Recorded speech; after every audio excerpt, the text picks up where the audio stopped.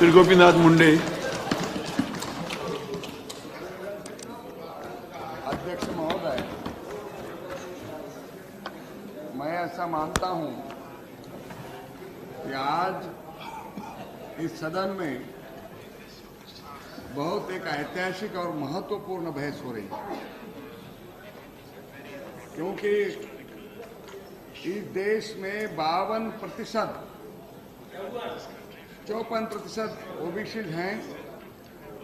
इसका मतलब 54 करोड़ लोगों के जीवन से संबंधित विषय पर हम बहस कर रहे हैं और इसके प्रति सरकार ने फैसला नहीं किया है। 1931 में एक बार सिर्फ ओबीसी का उस समय जनगणना हुई थी। 80 साल हुए कि ओबीसी का जनसंख्या कितना है इसके बारे में सेंसस नहीं हुआ है।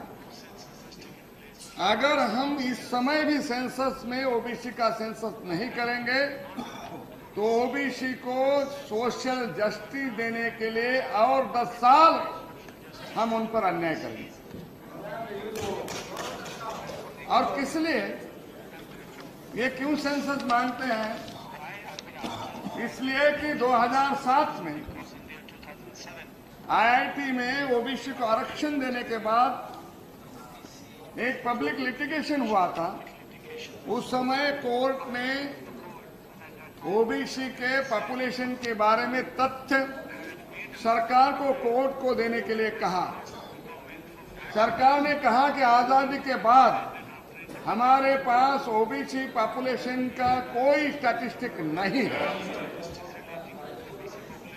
इसलिए आरक्षण देने के लिए कोई स्टैटिस्टिक उपलब्ध नहीं है, तो कितना % आरक्षण दे ये तय नहीं किया जा सकता। उस समय बहस में additional advocate general law minister Mohli ji है, इस बात को निकाले। उन्होंने कोर्ट में कहा कि हाँ, सरकार को ओबीसी का सेंसस करना चाहिए। अब उसके बाद 2007 के बाद अब सेंसस हो रहा है, तो ओबीसी का सेंसस क्यों नहीं किया जाता? अध्यक्ष महोदय, ओबीसी का सेंसस इसलिए चाहिए कि अभी हमारे भक्त चरणदास कह रहे थे कि कास्टलेस सोसाइटी चाहिए। गुणवत्ता के आधार पर समाज में न्याय मिलना चाहिए। आप दूसरे मुंह दिख रहे हैं मुझे। कहाँ है सोसाइटी में इक्वलिटी? और आप दलित होते हुए, शेड्यूल कास्ट होते हुए ओपन सीट पर चुनकर आए, आपका मैं अभिनंदन करता हूं। लेकिन हमारे कॉन्स्टिट्यूशन में शेड्यूल कास्ट और शेड्यूल ट्राइब को आरक्षण नहीं होता तो क्या बाकी सदस्य जीत कर आ सकते थे?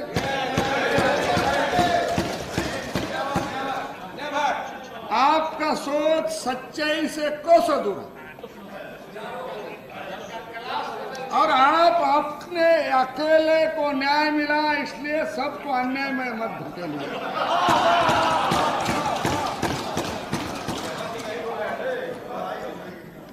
अध्यक्ष महोदय, क्या छूत आप शेड्यूल कास्ट है? मैं पूछना चाहता हूं कि छूताछूत बंद हो गई? नहीं हुआ। क्या आज भी दलितों को मंदिर प्रवेश है? बाबा साहब अम्बेडकर को नहीं, हर अम्बेडकर को दलित प्रवेश न करा जा रहा। छोड़िए कल की बात है, परसों हरियाणा में दलितों के घर नहीं जले।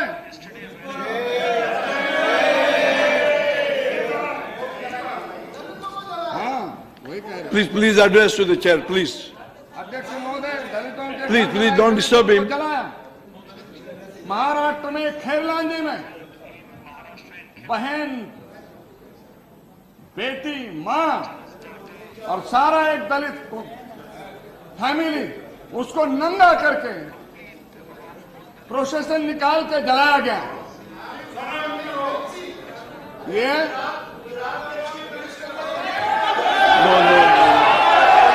No cross talk please.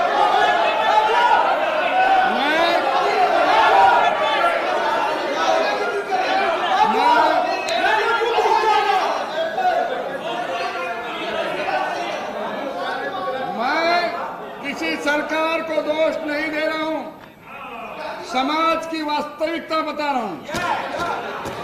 हम हर दिन मंच से कहते छूत छूत अछूत सब बंद हो गया, हम सब बराबरी के, ये कहने की बात है, कहने और कथनी में अंतर है, वास्तविकता अलग है।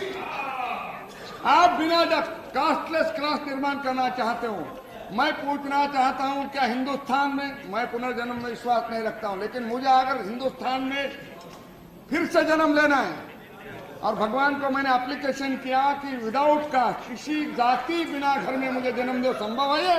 नहीं है। बिना जाति के आधार पर कौन सा ऐसा घर होगा कि बिना जाति के घर में? नेक्स्ट टाइम यादव के घर में चलेगा और यादव मुंडे के घर में। आखिरी देखिए, ओबीसी कास्ट नहीं है, एक क्लास है, क्योंकि आप 3 क्लास बनाए गए। शेड्यूल कास्ट एक क्लास हो गया, शेड्यूल ट्राइब एक क्लास हो गया और ओबीसी एक क्लास हो गया। शेड्यूल कास्ट बोले तो ये उसमें कहीं जाति आती है, शेड्यूल ट्राइब में भी कहीं जाते हैं, वो क्लास हो गया आज। और कॉन्स्टिट्यूशन ने अधिकार दिया, मैंने आपने नहीं, हमारे कहने से क्या होने वाला है? कॉन्स्टिट्यूशन में दलित और शेड्यूल ट्राइब और शेड्यूल कास्ट को आरक्षण दिया, ओबीसी को नहीं दिया पार्लियामेंट में। लेकिन काका कालेलकर कमीशन बनी और उसमें ओबीसी को विभिन्न प्रदेशों को अधिकार दिया कि वो अपने अपने प्रदेशों में अधिकार दें। अगर होम मिनिस्टर होता है तो मुझे कुछ कॉन्स्टिट्यूशन में पहला अमेंडमेंट जो है वो Honorable member, please, please. तो पहले नहीं था, अमेंडमेंट आया। मैं वही मैं कहना चाहता हूं, आजादी के छोड़ो हमारे जमाने के बाद इस देश में मद्रास और कर्नाटक ऐसे प्रदेश हैं जिन्होंने आजादी के पहले भी आरक्षण दिया था। और मैं उस महाराष्ट्र से हूं जिन्होंने शाहू महाराज ने ओबीसी शेड्यूल कास्ट को आरक्षण दिया था आजादी के पहले, और डॉक्टर बाबा साहब अम्बेडकर को स्कॉलरशिप शाहू महाराज ने दी थी। तो आरक्षण ये बड़ौदा से दी थी गुजरात के लोगों को। तो अध्यक्ष महोदय, ये कास्ट सिस्टम को आपके कोई सत्ता के कारण कुछ गड़बड़ हुआ ऐसा नहीं मानता हूं, लेकिन वास्तविकता है, जात है जो कभी जाति नहीं। जिन्होंने ईसाई धर्म स्वीकार किया, जिन्होंने मुगलों के जमाने मुस्लिम हुए, वो जाति को लेकर वहां गए, वो जात नहीं कभी। और जाति के आधार पर हम जनगणना इसलिए आवश्यकता क्यों है? क्योंकि पिछड़ापन जाति से जुड़ा हुआ है, जाति पिछड़ेपन से जुड़ी, जन्म के आधार पर पिछड़ेपन है। जन्म के आधार पर गरीबी है। वो पिछड़े हैं जो गांवों में रहते, जिनको पीने का पानी नहीं, जिनको सड़क नहीं, बिजली देखा नहीं, जिनको तन पर पहनने के लिए वस्त्र भी नहीं है, ये लोग पिछड़े हुए। अब 63 साल के आजादी के बाद भी आप उनको न्याय नहीं देना चाहते। जनगणना में ओबीसी का जनगणना में नहीं करना, ओबीसी को जस्टिस, सोशल जस्टिस नकारना। सरकार सोशल जस्टिस नहीं देना चाहती। डॉक्टर बाबा साहब अम्बेडकर, महात्मा ज्योतिबा फुले, शाहू महाराज नहीं होते तो ये वर्ग संगठित भी नहीं होते, वो अपनी लड़ाई लड़ने की ताकत भी नहीं रखते। और उन्होंने समता का विचार रखा, समानता का विचार रखा। हम एक रास्ता का समाज का विचार रखते हैं। हमारे देश में जातियां विभिन्न होते हुए गड़बड़ क्या है? अलग अलग जाति है, इसका मतलब क्या है?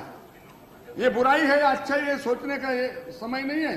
जातियां विविधता में अलग जाति, अलग वेश, अलग भाषा, अलग प्रदेश, फिर भी हमारा एक देश।